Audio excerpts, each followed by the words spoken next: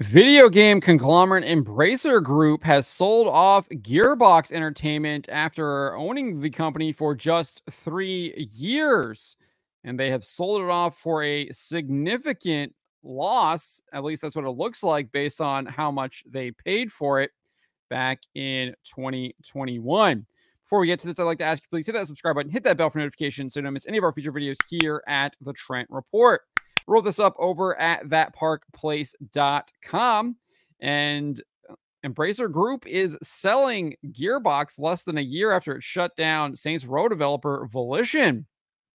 And they've sold it to Take-Two Interactive. In a press release, Embracer Group announced this. Embracer Group has today entered into an agreement to divest Gearbox Entertainment for a consideration of $460 million to Take-Two Interactive Software Incorporated. While the company is divested of Gearbox Entertainment, it did retain a number of assets, including Gearbox Publishing San Francisco, which they plan to rename, with the publishing rights to the Remnant franchise, the upcoming Hyper Lightbreaker, and other notable unannounced game releases. Of note, Hyper Lightbreaker is on the Sweet Baby Inc. Detected Steam Curator list created by Brazilian gamer Cabrutus Rambo. That list currently has over 340,000 followers, and as noted, Hyper Lightbreaker is on that list. Sweet Baby Inc. has worked on that game, and that was not part of the sale to Take-Two. So that is an interesting storyline there. It's unclear why it was not part of that sale. Who knows whether Take-Two did not want to purchase that because of the Sweet Baby Inc. Detected Curator list and that game being on it, or if Embracer sees that there might be some kind of value in that game. I find it hard to believe that anyone can find any value in any of the games on that Sweet Baby Inc. Detected list after we've already seen numerous games that are on that list or have been touched by Sweet Baby Inc. Do extremely poorly. Obviously, Suicide Squad Kill the Justice League is the biggest one there. But we also do know that Alan Wake 2, which isn't even on the list, but has been worked on by Sweet Baby Inc., has not broke even yet, according to Remedy Entertainment. But moving on, we do have this statement from Embracer Group CEO and co-founder Lars Wingefors.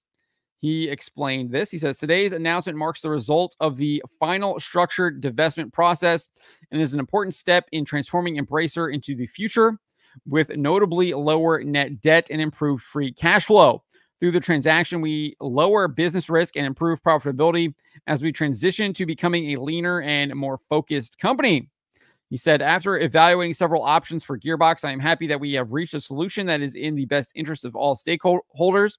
Randy, who's Randy Pitchford, the CEO of Gearbox, and the team have been great team members throughout the past years, and I would like to thank them all for that. As one of the world's greatest games developers, I'm confident that Gearbox will continue to innovate and thrive in their new home within Take-Two. Pitchford, as I noted, who is the CEO of Gearbox, he said this: as a significant long-term Embracer Group shareholder, I believe in the strategy for the Embracer Group going forward, and am completely convinced that this transaction is the best possible scenario and an obvious net positive arrangement for Embracer Group, for Take-Two, and of course for Gearbox Entertainment. My primary interest is always Gearbox, especially our talent and our customers. I want to personally assure fans of our games that this arrangement will ensure that the experiences we have in development at Gearbox will be the best they can possibly be. According to the press release, Take-Two is paying Embracer Group for Gearbox Entertainment in Take-Two shares. This is what it says. The consideration at closing will be paid 100% in newly issued Take-Two shares. Embracer's intent is to sell these shares to receive cash proceeds soon after closing. Closing is expected Q1 fiscal year 24-25, ending June 2024. So the deal of Embracer selling Gearbox to Take-Two is expected to finalize in June 2024. So how much did they lose on this? Well, obviously they aren't selling all of Gearbox, but when they did acquire it back in February 2021, it was for up to $1.3 billion. The press release at the time said this: the day one purchase price amounts to $363 million in total on a cash and debt-free basis, of which $175 million is paid in newly issued Embracer B shares and the residual in cash. subject to fulfillment of agreed financial and operational targets in the next 6 years. An additional consideration of maximum 1 billion, 1.015 billion or million may be paid. They have a comma there, but that's 1 billion, of which a maximum of 360 million in issued Embracer shares and the residual in cash. To earn the maximum consideration, 1.378 billion, the accumulated adjusted EBITDA, including expense development costs, must exceed 1.3 billion over 6 years. So that is the update on Embracer Group selling Gearbox to Take-Two. I do find it interesting, and I probably think that is probably the most interesting part of this whole narrative, is that Hyper Lightbreaker remains with Embracer Group and is not being sold as part of the sale to Gearbox Entertainment. And they also keep the publishing rights to the Remnant franchise.